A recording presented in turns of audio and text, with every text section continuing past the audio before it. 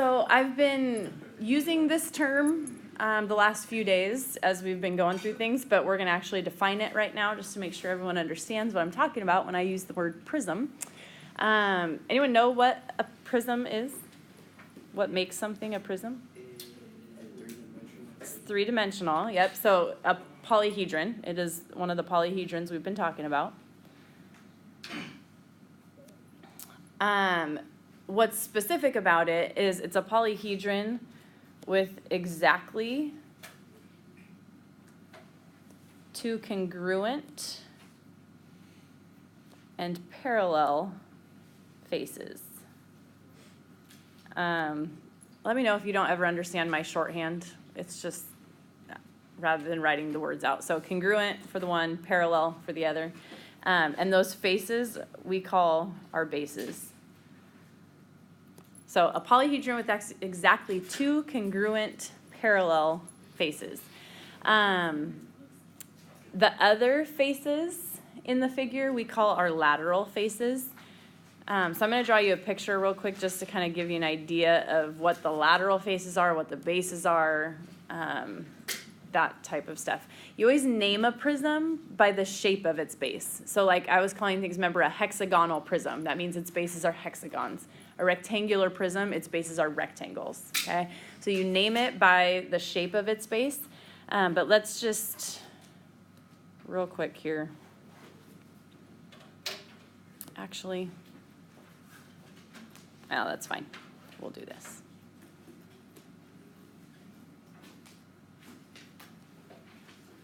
Okay, so for instance, this is a prism, right? We would call this a rectangular prism because the base is a rectangle. Now, the thing about a rectangular prism is you could use any of its sides as its bases because you have two that are parallel and congruent on every set of sides. So left and right are parallel and congruent, top and bottom are parallel and congruent, front and back are parallel and congruent, okay? In this picture, I'm gonna say these are our bases because that's how people tend to do it, top and bottom. Okay, so if the top and bottom are our bases, then the rest of the faces are called our lateral faces, which means these four. So one, and then on the back, 2, 3, and 4. These are called our lateral faces. Okay, so like on the chart, when I said the lateral area, that's everything around, not including the bases. My lateral area in this picture is the blue, okay? So just distinguishing between lateral faces versus the bases, all of that. There's two different types of prisms that we're gonna see. We're mainly gonna focus on what's called a right prism. And a right prism just means it's perpendicular to the base. The sides are perpendicular to the base. So like this is a right prism. The other type of prism, which we really don't do much with, is called an oblique prism. And that's just kind of taking a prism and going like this, where my base stayed the same, but now it's on a slant. So the height of that figure is still this line, even though it's not there anymore. Okay, so the height's always going to be perpendicular, whether it's oblique or whether it's right. It has to be perpendicular to the base, okay? So we're going to jump into what we're going to do with these. I have up on the board LA. That stands for lateral area. Okay, and it's just the sum of the areas of the lateral faces. So like I said, if I were going to find the lateral area of the figure you see up there, I would be finding the area of all the blue rectangles. Okay? You good? Yeah. If I were going to find the surface area, okay, so that's SA for us, that would be the sum of the lateral area and the two bases. Okay, so you're just adding the bases to lateral area to find surface area. All right. So I'm going to start you just showing you a net of this rectangular prism and kind of how that works. So let's say if our numbers up here were 3, 4, and 5, okay? I'm gonna make a net for that figure. So we're gonna lay it out flat on this first example. And you should be able to do that for me. If you remember back to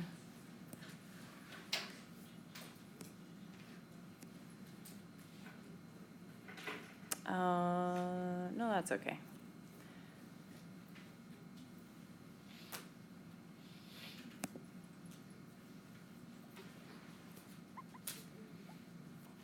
Okay, so this would be our net, right? I'll give you a sec to draw that out if you are drawing it. If I said find the surface area of this figure, okay? You could, every time on these problems, you could lay out a net and find the area of each thing and just add them all up, right? So I could right now say that this rectangle here is a 5 by 3, and a 5 by 3 gives me an area of 15, right? I could say this one is a 5 by 4, and a 5 by 4 is 5 times 4, so 20. So then a 5 by 3 again is 15, and a 5 by 4 again is 20, okay? What's the area of my two bases? 12, right? 12 on top, 12 on bottom, because those are 3 by 4s. So I could do that and then say 15 plus 20 plus 15 plus 20 plus 12 plus 12, right? Just add them all up. What does that come out to? 40, 70, what is it? I want to say 96. Let's see, 30, 70, and 20. 70 and 24? 40, 70, and 24. 94. So you have 94 square units for your surface area, okay? But we don't want you to have to do all that work every time. It takes a long time. We have a simpler way, okay? So that's where our formulas come in here. Because if you think about it, what happened in this is I took 3, 4, 3, and 4, okay? So if I added those all up, that's 8 and 6 is 14, right? 14 times 5 would give me the area of this rectangle. That rectangle is my lateral area, right? So essentially what I did was I found the perimeter of the base of that figure by doing 3 plus 4 plus 3 plus 4, and I multiplied it by the height of the figure, okay? So our formula for lateral area for a prism is always going to be the perimeter of the base times the height. That way you don't have to find the area of 4 different things and put them all together. You can just plug it into a formula and it does it for you. Okay, so that's your lateral area formula. Then the surface area, I just added the 2 bases to it, right? So I took my lateral area and I added 2 times the area of the base, okay? Now, here's what I think confuses people at times is just knowing what everything represents. So let's just define our variables and we'll go from there. So P is always going to be the perimeter of the base, okay? H is always going to be the height of the figure. And then a capital B, and this is the one I feel like most people mess up on because they see B and they think base, which is right, but it's not the length of the base, it's the area of the base, okay? So when you see a capital B, you need to think area of the base, okay? And I'll write all those on the board shortly, just so that you have it as a visual at all times. So those are the formulas we're going to use, okay? Let's see if we can do a couple of these. So this is example 2. And we're going to draw a triangular prism.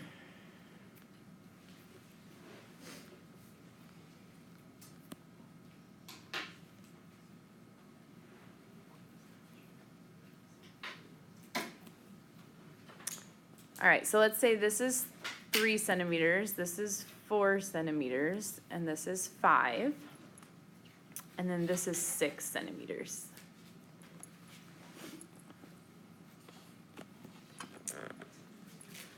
I want to find the lateral area and the surface area of this figure, okay? And can I just encourage you right now, this chapter, the quiz and the test, it is huge for you to show me what formula you used and what things you plugged in, just like chapter 10, okay? You have to show me because there's so many little points I can give on like a 4-point question. If you just missed what the perimeter was, I don't have to take 4 points off, right? I can take just a point or 2 off depending on how you did it. So make sure you show me as you go. I typically will do this as I solve these problems. So I look at this, I go, okay, my lateral area formula is P times H, and then all I have to worry about is plugging the right number in for P and the right number in for H, okay? So we said P represents what? Perimeter of the base, right? Not the perimeter of the whole figure, the perimeter of the base. What shape is your base right now? It's a triangle, okay? So to find the perimeter of that triangle, what do I need to add up? The side lengths, which are 3, 4, and 5. So you're just going to go for P. You're going to go 3 plus 4 plus 5, okay? So our perimeter of our base is 12. What's H? H is the height of our figure. The height of the figure, not the height of the triangle, right? The height of the whole figure, which is what number? That's 6. Okay, so when we do the lateral area, it's the perimeter of the base, that's 12, times the height of the figure, that's 6. So our lateral area is what? That is what? 12 times 6, come on. Oh. 72, good. So your lateral area is 72, and then you always have to label it square centimeters. So that's the first part, lateral area, okay? Now we want the surface area, which is the lateral area plus 2 times B, okay? Again, we have to figure out what B is here. We already know LA, okay, so there's nothing to solve for there. We have to find B. How do you find B? What does B stand for? The area of the base, okay? And our base is a triangle. How do you find the area of a triangle? 1/2 base times height. 1/2 base times height. So your area of your base right now is 1/2. What's your base? What's your height? Well, our base is 5. No. Our base is not 5. I mean, you could do 5, but you have a lot of work to do if you do it that way. Yeah. 3 and 4, right? So this triangle is a right triangle. Here's a 3, here's a 4. 1/2 times 3 times 4 is going to be the area of your base. So you would do 12 cut in half, or 6, for the area of your base. Now here's where you have to be a little bit careful. It's the lateral area plus 2 of those, right? Because you have a top base and a bottom base. Make sure you don't forget those, okay? So when we plug it into the formula, what goes here for LA? 72, already found that one, plus 2 times the area of your base. So double that base, you get 72 plus 12. So you get 84, and it's an area still. So 84 square centimeters. Okay?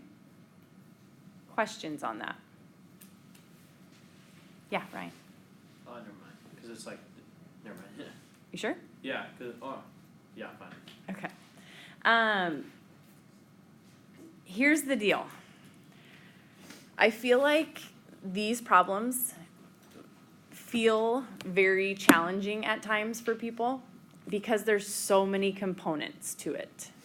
It's not necessarily that any one component is terribly difficult for most, I would say. But there are just a lot of steps. So you really need to just get in a rhythm with this stuff. You need to make sure you ask yourself the right questions. What is B? What is H? What is P? And take your time plugging those in, okay? And write it all out. Like, the more work you can show me, the better. And better for you, because then you see where you're at and what you're missing, okay? So take your time on these. Do it well. It's going to seem like it takes forever at first. The more you do it, the quicker it goes. So just take your time, do it well. All right, I'm going to do one more. And this one's a little fancier and a little tougher. And then we'll be done. All right, we are going to do a hexagonal prism where your base is a regular hexagon. So these are all congruent. And we're going to go back with this.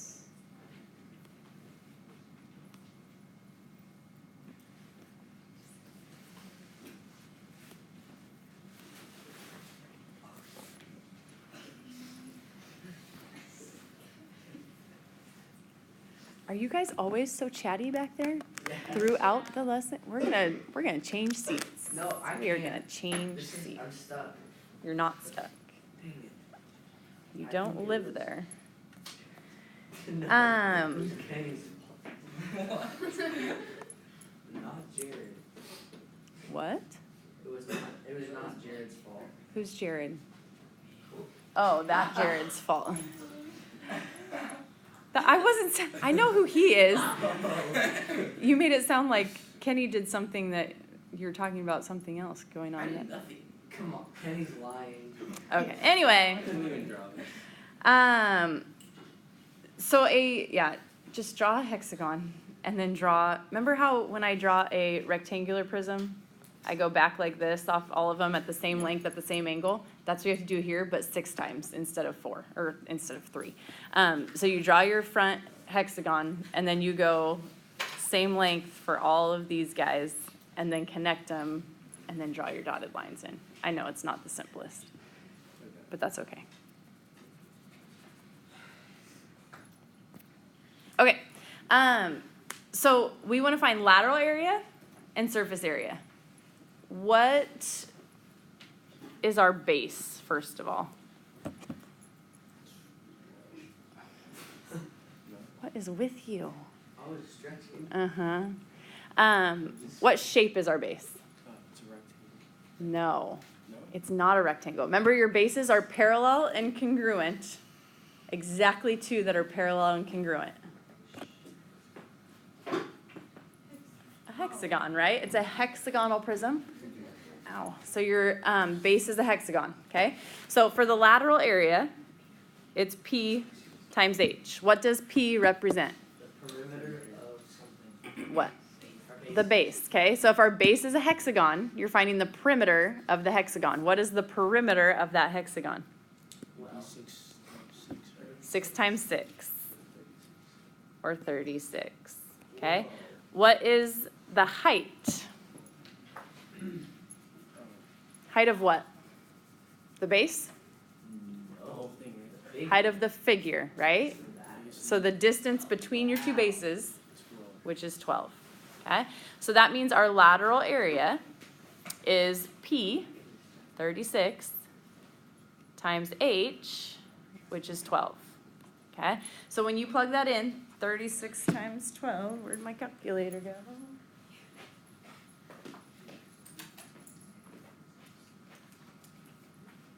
You get 432.